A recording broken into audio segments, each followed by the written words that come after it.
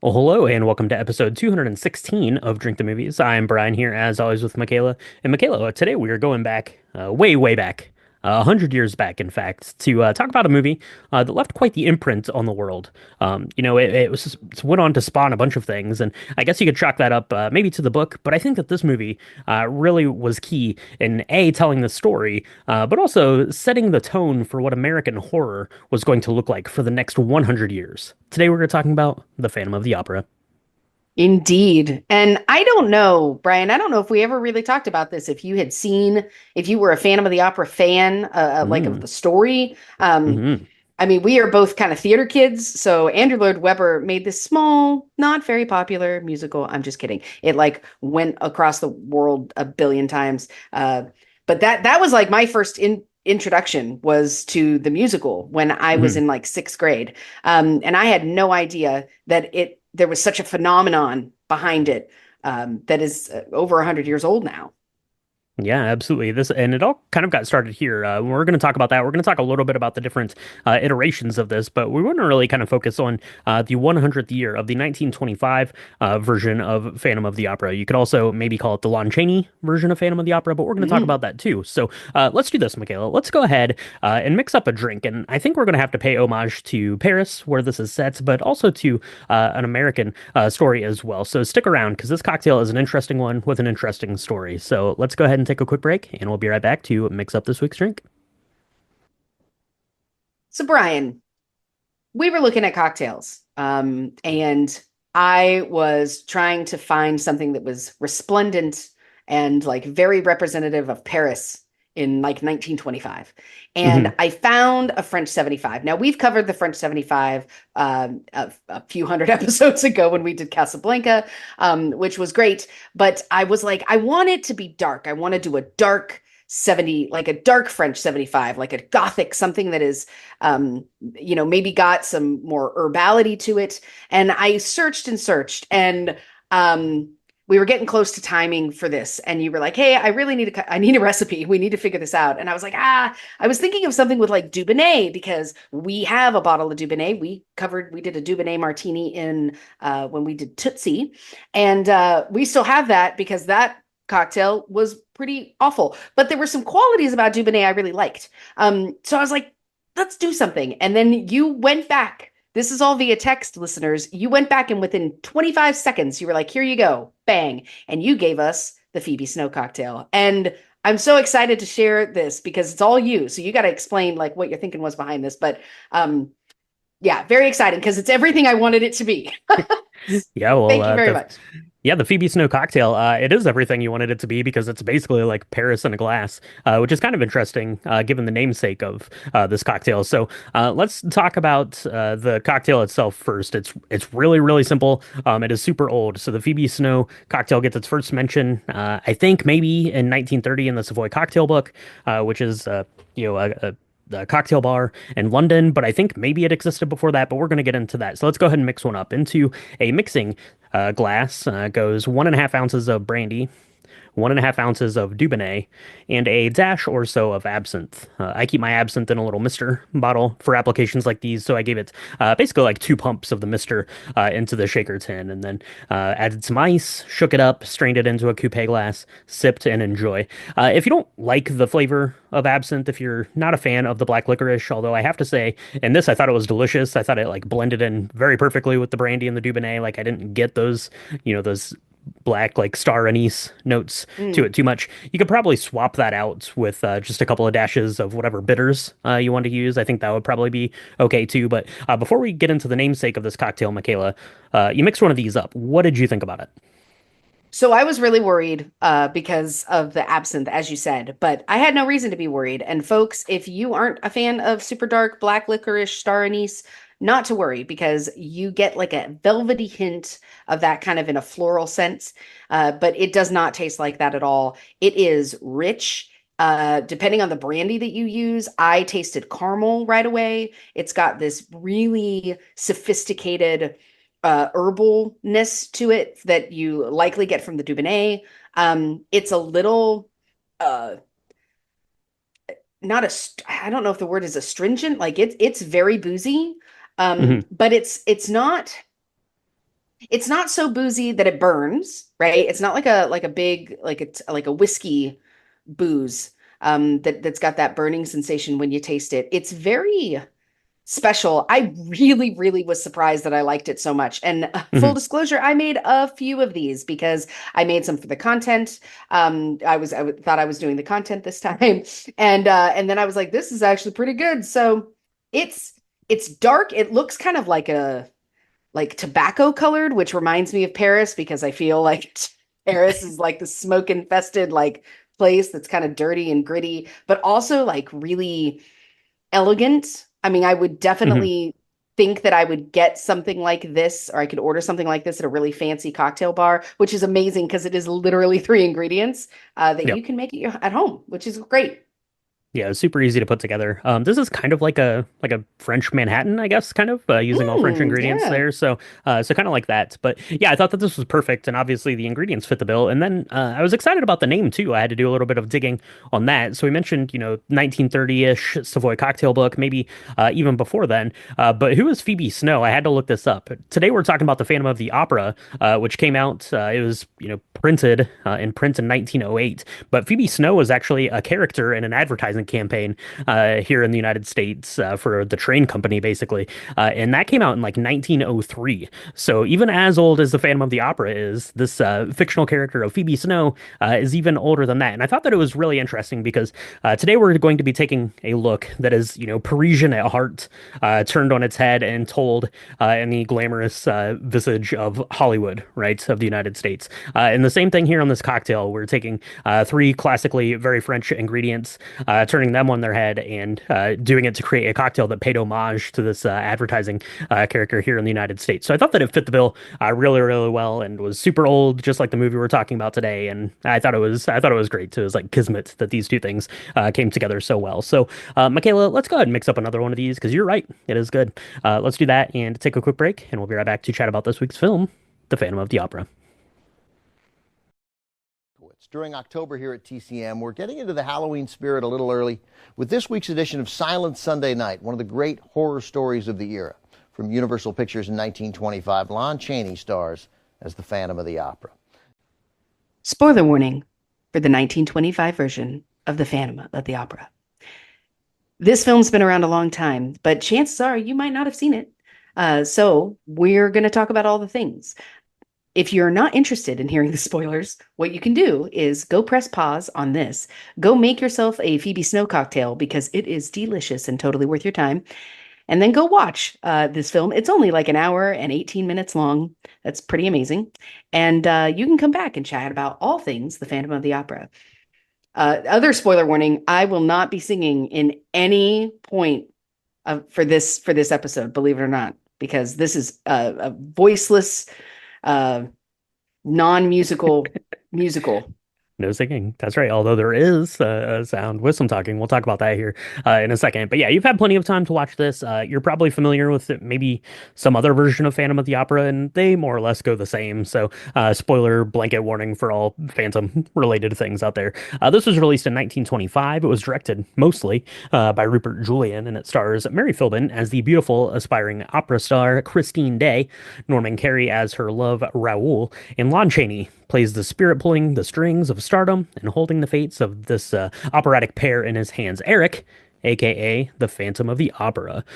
This was based on a story. Gaston Leroux writes a serialized version of this between 1908 to 1909, and then it gets basically turned into like a volume to release in 1910. And then the world of adaptations start. So technically, I think there was like a Norwegian or a Swedish version of Phantom of the Opera that came out in Mm. like 1916. So I think that technically is the first like adaptation of Hmm. it. But really, if you ask people, if you talk to people like in the film world, the 1925 version, the one we're talking about today with Lon Chaney, is the one most people point to. But it's probably not the most famous of those tellings. That would be Andrew Lloyd Webber's version of Phantom of the Opera. That is true. And um, I have to say, I don't know about you, and I don't want to talk too much about all the other versions of this film because um, I really want to spend the time paying homage to this one. But I will say, I saw Phantom of the Opera. Uh, after hearing the soundtrack of the Broadway play, was a cartoon that came out in Mm. 1987. Hmm. And I don't know if you saw this. It's real weird, but it really very closely follows the original 1925 version, which I thought was really cool. So when I saw Phantom of the Opera, the Andrew Lloyd Webber version, I was like, where's the grasshopper? Where's the scorpion? I'm not seeing any of that stuff. And if you know, you know, we're going to talk about all about that. But because in the cartoon, it follows this original very, very closely. And I thought that that was really neat. There's a lot of differences. But that was the first one I saw, was basically a cartoon talking about a crazy person who has this obsession with Christine Daae. Even Hmm. at 10, I thought it was creepy. It was great. Yeah, there is something very, very spooky about this, and yeah, I mean the opera that they're performing there at the Paris Opera House is Faust. So, Christine does make a Faustian bargain here in the story, which is what the story is about. Yeah, I mentioned the musical there. That's probably about the same age I would have been exposed to it. I remember hearing it first on CD that my brother would have had. I think maybe he was going to see it for something in high school and had gotten the soundtrack. So that was really my first exposure to it. But I have seen this version a time or two. The Phantom of the Opera is one of like the classic like horror monsters, right? From either like the Universal horror uh, world, which is what this is based out of, and then I think that there's like a Hammer version of it as well. There's a bunch of versions of this, and there's even a bunch of versions of this 1925 version, right? Because there's different cuts and things, and different like pieces of the film had degraded, so it gets cobbled together a couple of times. There was like an official re-release of it in 1929 where they recorded dialogue, although apparently Lon Chaney's dialogue was not done by him, so people were excited that Lon Chaney was going to be voicing this thing, and then disappointed that he did not. So you have that. You have a couple of other versions of it that have been lost to time and rediscovered, and then this goes into public domain. So there's this whole wild and wacky story about any film that you're talking about that has been around this long. But this film is monumental, and deserves its time in the spotlight, as it were. Let's basically the story here, as I mentioned, we're at the Opera House. They're performing Faust, and there is a phantom there, right? He sits in he's the occupant of box number five. He likes to take in the opera, and apparently he's a little bit of a spooky character, right? Some spooky things go on here at this opera house, and he becomes infatuated with Christine Day, and basically wants to propel her to stardom, right? So he's like, you can be the star of this, you can be the star of all of Paris. Everyone will know who you are. But here's the Faustian bargain: is that basically you got to be with me, right? Get Raoul out of the picture. That guy's a knucklehead. Got to be with me. Be with the Phantom, and you can be as famous as you want to be. And then it's going to be, kind of the turmoil, kind of within Christine to, decide if that's really what she wants to do or not. So, Michaela, you mentioned you hadn't seen this version potentially, so you just watched it for the first time, some fresh eyes. Let's talk about your initial thoughts of this being a silent movie. Of course, things like the sets are going to be very important. People's reactions to things are going to be very important. The title cards are going to be very important to keep your interest in the story. But what were some of your initial thoughts on this? So the first thing I thought of, literally, it was maybe 7 seconds in. You see the Phantom of the Opera insignia, on the title, and it's like three different versions of Phantom of the Opera in like the same font, and it's slowly focusing in. I thought that was brilliant. I mean, given the fact that this is stuff that absolutely could not have been done in CGI, or I mean, I don't even know how they did title cards back then, other than like writing things down and filming it. And it didn't look like they You did nailed that. it. That's exactly how they did it. This is exactly how they did it. Okay, great. Well, it looks amazing. I don't know how they did it. I imagine that they took this video 3 times and then overlaid it, Mhm. and then maybe did some switcheroos with the moving of the cards. I'm not sure, but it looked amazing. Now, this is not. I would say this is a color film. The version that I saw was I was able to see on Amazon Prime through their AMC subscription. Mhm. So as of the timing of this recording, that is where you can go see it for free. It's streaming if you have that subscription. But I don't know if this is original, because there were definitely parts that were like all blue, all like orangey or all red. And I thought that like the opening sequence when you're looking at like what it looks like a dark room, like a catacomb almost. And it's supposed to be underneath the Paris Opera House, and it's all red, and you see kind of this shadow of the Phantom kind of moving through, and then on this other corner, he kind of shows up again, and it's just very dark. But the color schemes are amazing. The only time I really saw like bits of color that made me think that this was like recolorized somehow Yeah. was in the opera house scene when they're doing their big masquerade ball. That was really amazing. It looked like it was done maybe in the 70s, so maybe that's when it was recolorized. But if it wasn't then it was absolutely amazing the way that they do it. Because just the costuming that we see in all of the other films were more than likely based on the stuff that was done here. When we see like the Phantom come to life in this masquerade ball, and he's like dressed as Red Death. He's terrifying, and it's Mm-hmm. brilliant, and it is, dare I say, better than any of the Andrew Lloyd Webber versions that have been created since then. Totally epic in that space. Yeah, for sure. And I guess there is a colorized version of this. It was I believe it was fully finished in like 1996. But I Mm, guess they were basing that color off of some actual filming that they did here of the original 1925 version. I guess they did record, I don't know, like 15 odd minutes or so onto color film. They didn't do the mm. whole thing, but that was basically where that color comes from, and then goes on to be colorized. So, yeah, so you might be able to watch the colorized version if that's something that interests you, for sure. And I think, like, from a historical standpoint, I like part of me, like my heart says no, don't colorize it, like, because of course, right, Yeah, to retain the sure. history of it. But then on the other hand, like, the people that made these costumes and stuff, like it's amazing to see like the level of detail that went into it that you lose when it's black and white. And of course they're creating costumes based on the fact that they were going to be black and white. But it's really interesting, I guess, just from like a historical perspective, to see you know what it would have looked like, I guess, to like the human eye at the time, from behind the camera. So that's kind of interesting there. I love the set decoration or the set direction here of this. Apparently, because a lot of this takes place obviously within the main hall of the Paris Hmm. Opera House. Apparently, that was all recreated. So like none of that was shot like in Paris. None of it was like stock footage of Paris. They just recreated the whole thing there on a soundstage there at Universal Studios to film in that. And I think that that is beautiful and amazing. And I love like the opera parts of this in particular, where you're seeing the different kind of pieces of that, and it's panning up to the different boxes where Raoul is sitting and things like that. Like I think that that stuff all looks great, but I really love the way that they basically made like the underneath, like the labyrinth of like the subterranean bits of the opera Yeah. house into like this, like almost like fun house kind of a thing, right? Like it's wild. Like there are like these crazy huge staircases to go down. There are like trap doors. There's of course the very famous like river underneath, where it's basically like flooding in from coming off the river Seine there, coming in. He's taking Christine off on the boat. Like that stuff, it looks incredible. And the fact that they were all you know having to like build this stuff, these sets, and they're just like completely massive.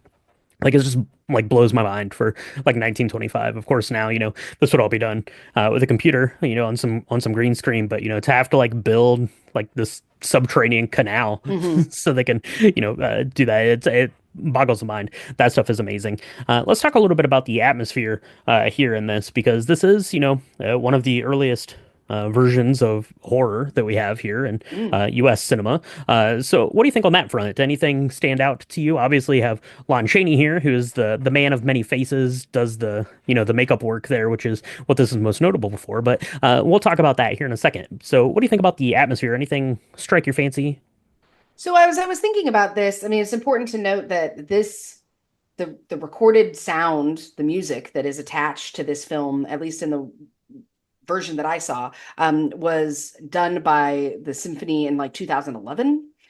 So this is not necessarily what we would have heard alongside what we would have seen in the theaters, right? And I think that's really adds to kind of the magic and maybe the nostalgia of it, is that you don't really know what it would have been like, because as you keep saying, right, some of that has been lost to time. That's just kind of the way it works with these films that are really really old. is that we do the best we can to preserve them. But I really thought that the score, as it were, it really lent itself well to just the darkness and the mystery. And in this version, at least at the beginning, Christine seems to be under kind of this trance. She's underneath this spell that she's being told that she's so brilliant and she's so wonderful. She's being told that she can be anything, that she can be the toast of all of Paris. And she really likes Raoul, but she keeps saying how much she loves her her theatrical career, right? And she doesn't want to give that up in the opera to be his wife, even before she talks about how she's hearing this voice and it's calling to her. And so, she is a kind of a different version of Christine than maybe we see in other versions. And I really love that really lends itself well to the music because it's very haunting. I love that they created this whole, like you say, the spectacle of her going through the mirror. I was so glad to see that this they did that in this one. Hmm. That they kind of he entrances her into this fun house, as you say, like this catacomb room. I mean, and he knows it like the back of his hand. So he sets these really beautiful traps, beautifully laid traps for people that are trying to follow him in. Uh, and he knows exactly what he's doing. That the sinisterness of this was not lost on me. And when you see kind of the moment where he's wearing this mask, which I find really off-putting. I really didn't think I was going to be that moved by the mask because it's an older it's an older film, so how creepy Hmm. can it Yeah. be? The mask is just as creepy as his regular face. Let's be clear about that. I thought that was really creepy. But when she decides to sneak peek and take it off, that whole scene just was just as jarring as it was when I saw it, in my cartoon version, or even when you're seeing it on stage. It's very because he's completely humiliated, and he knows that this is going to change things, right? Because Hmm. the spell kind of is broken, and she has a different kind of decision to make. And he is also insane, right? He doesn't actually love Christine at all. And you see Right. that a lot in this one, for what it's worth. You see that just complete madness. It's not really about her at all and what's best for her at all, Yeah. in this version.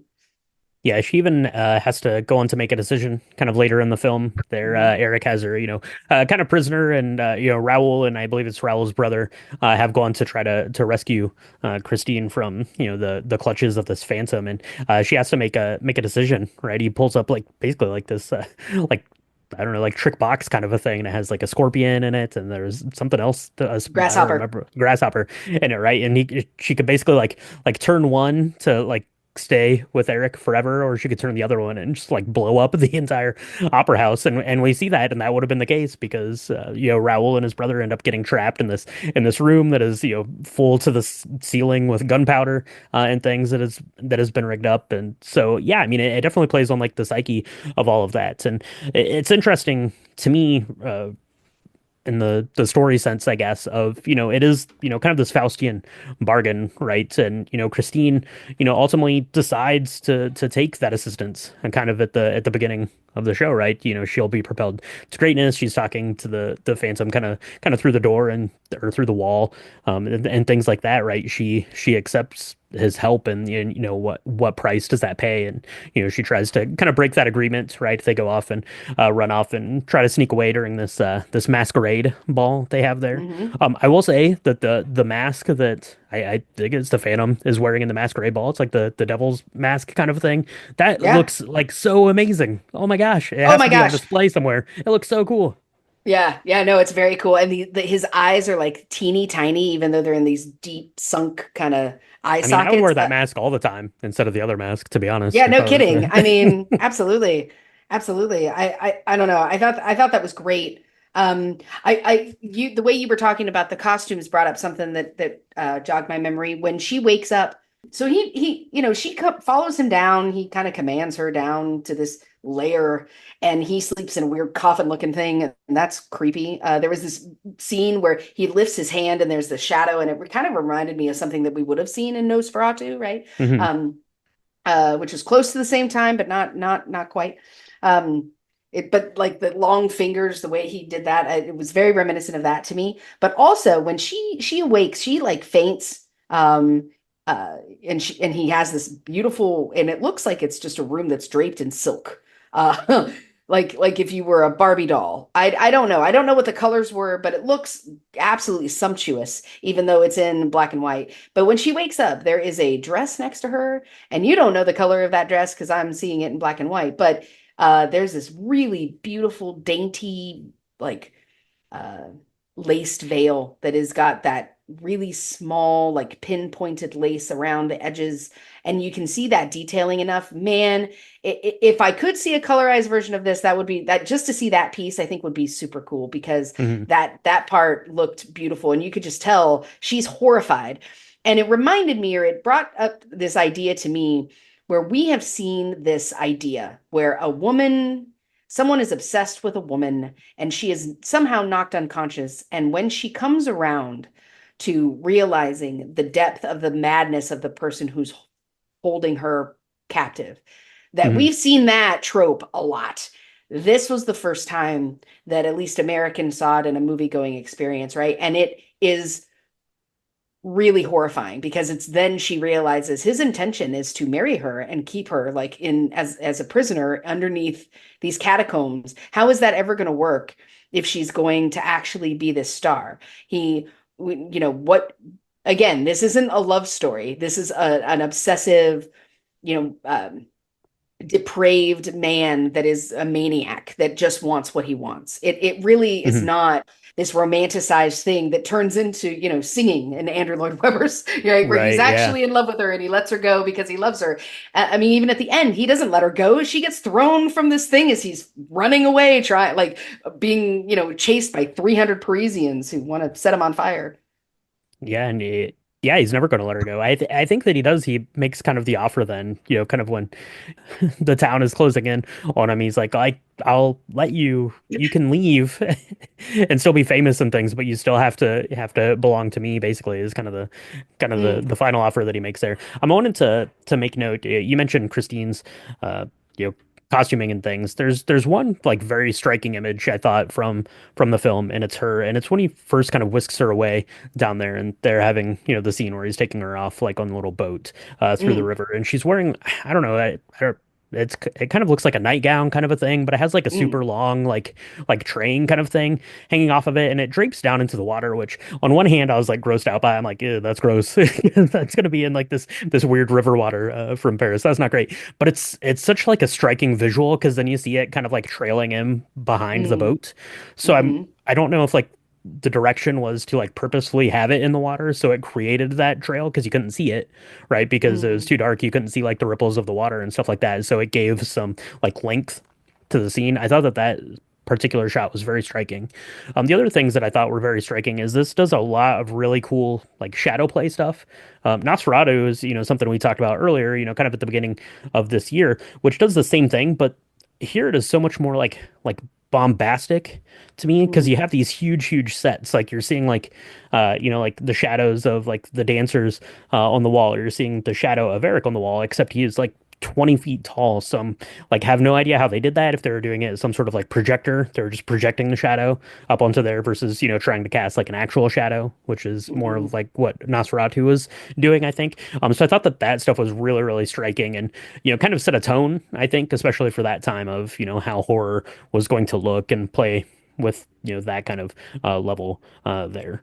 So Michaela, let's talk about this here. Lon Chaney. I mentioned it at the top. If you think of the 1925 version of Phantom of the Opera, you probably think of Lon Chaney. Lon Chaney was an extremely prolific actor, yeah, very popular actor. Like I said, did all of his own like makeup stuff, did makeup on lots of movies because he created this visage of what Eric, the Phantom of the Opera, was going to look like. And it's very striking, it's very memorable, and things like that. So everyone kind of associates him with being, kind of this main character in the movie. But I have to say, like watching it, and as great as he was, Mary Philbin was like I was like entranced by her. Like anytime she did anything, I was so interested in how she was playing it. And I think, this is kind of right on the edge, right before we get into like talking motion pictures. But she was so emotive, and I love, kind of the choices she was making. Like I said, it was just like very like magnetic, the way that she was portraying Christine in this. Yeah, I completely agree. There, the scene where she has to choose between the grasshopper and the scorpion, you almost see where she's really like, I don't think I can do this. I think we're all just gonna die, right? Like she kind of reaches for the grasshopper, and Well, yeah, he is even Eric the Phantom is standing there watching her, and he like at right. first he has like his back turned to her because he knows she's not going to kill everyone, and then he turns around and she hasn't decided yet, and Lon Chaney has this look like, oh, she's really going to blow us all up. Yeah, we're all gonna die here. Because she's like, I just can't.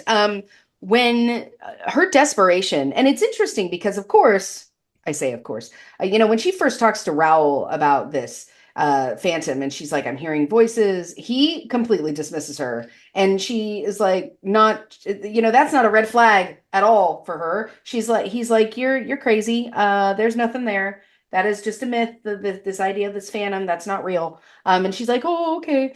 Um, I don't know. Like in this one, it was interesting because I didn't see the attraction between her and Raoul at all. I mean, look, the Phantom was Mhm. not attractive. He looked awful. Like I get it. The makeup was great. He's supposed to look awful. But I mean, Raoul, other than being like rich and wanting to whisk her off, I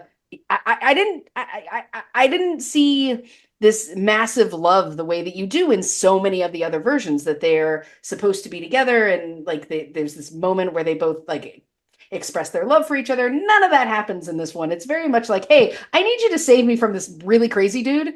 um and Yeah. even when I read the synopsis again of the 1925 version, in the 1925 version, it says that they honeymoon together, but we don't, the version that I saw didn't even see them once the Phantom is killed at the end. It's just done Oh, the and the version I credits did. roll.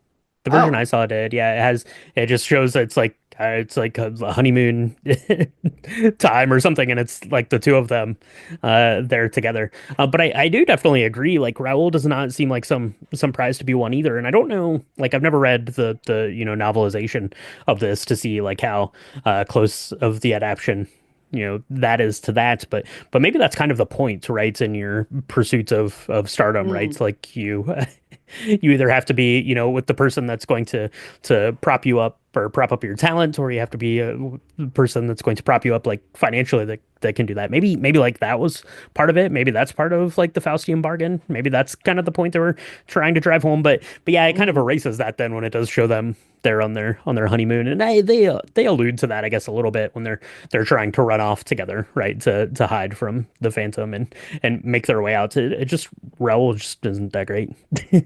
Yeah, it's interesting because I always thought that the big story, and again, I romanticized this from a kid, right? But even in the 1987 version, like the idea was that Christine was able to break the Phantom spell.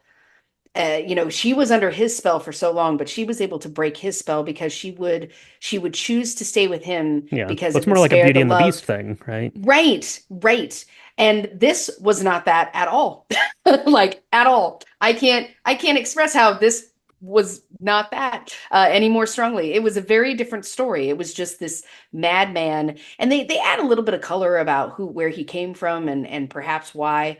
And that's Hmm. that's interesting. That was interesting to see, but there was no rhyme or reason. It was like, I've picked you, I'm obsessed with you, you're gonna be famous and you're gonna be devoted to me, or else I'm gonna kill everything that you like and love, including your Yeah. career, right? Like he's like, I would do it again. I mean, the just the whole kind of lesson to be learned was much more of this Faustian kind of idea of what Hmm. choices do you have to make, instead of this idea of you can love somebody even if they are ugly, kind of Right. thing. Yeah. Yeah, and I mean it's interesting because you think about the Phantom of the Opera, and in this sense, being this universal horror kind of a thing, like modern iterations of it, like the musical and the newer like film version of the musical. I mean, certainly there are things that happen that are not good in that story, but like I would never like classify that as being like a horror story. But this one Mhm. definitely is. This one definitely Correct. is more of a horror story, and I think that that's great. The other thing I wanted to make mention of here. If you ask a lot of people, like what is like the big thing in the Phantom of the Opera, of course it is the chandelier that comes down. That's as important in the stage musical as it is here in this one as well. I love this. Obviously, they can't really drop it on there very easily, very safely, right? So it kind of like cuts from like the chandelier, like starting to fall to it being on the ground with like people like trapped underneath of it. That chandelier that they used had to have been like 100 feet wide. The chandelier was massive. Yeah, no, that I love that scene too. And it's interesting because I don't know how they did it. Because it looks like people are actually kind of in the heart of it, like trapped Hmm. underneath, and their arms are coming out. And obviously, no one was killed. We don't think in the making of this film. So they had to figure out a way to safely do that. But it was really scary. I thought it was really beautifully done. The chandelier looked very reminiscent of the way that you would think it would look like. Somehow, even in the black and white version, you can see like the twinkling of the little gemstones and the crystal that was not all broken, but people were genuinely looked distraught. It was much more, I don't know, terrorizing. I felt like too Hmm. in this one because you really didn't know what he was capable of at this Yeah. point, right? Now he in the version that I saw, and apparently there are multiple versions where there's the killing of one of the stagehand's brothers, and that's kind of the thing that fires everybody up and creates this mob of people looking running around. Now Right. in different versions, that killing of the brother happens either before or after the chandelier falls. The Okay. version that I saw, it happened afterwards, and but this was the first time that you really saw him, you know, the capability and the depravedness of human life that this person had. And this is just because the diva Charlotte didn't or Carlotta didn't want to be sick that day, right? Give Like up her she's spot. like, Yeah. yeah, I'm gonna continue to sing this song. And how terrorizing! I mean, it looked one of the things that showed that none of the other versions I've ever seen has shown is her horrified face as she's watching this happen, knowing Hmm. that he is saying that it's on you. It's your fault because you had a choice. I told you not to show up. I told you to be ill today. Yeah, and I really like it. It sets it up really nicely as well, right? Because he writes the letter and it's like, if this other lady performs instead of Christine, something terrible is going to happen to the opera house. And then, the performance goes off and like nothing is happening. And even you have like the knuckleheads there in the box to be like, oh, see, nothing. It's everything's fine. And then, all heck breaks loose there. So yeah, so that is the Phantom of the Opera, the 1925 version. So this was really fun to go back in and watch. Michaela put this on the schedule pretty early. Wanted to pay honor to things that are turning 100 years old. That's pretty impressive. And this one is an impressive one. And this cocktail is also an impressive one. So let us know at home if you have seen the 1925 version of the Phantom of the Opera, if you are really down with the musical, if you watched the 2004 version of the movie. If you saw that, let us know all that stuff, and let us know if you make up a Phoebe Snow cocktail to have along the way.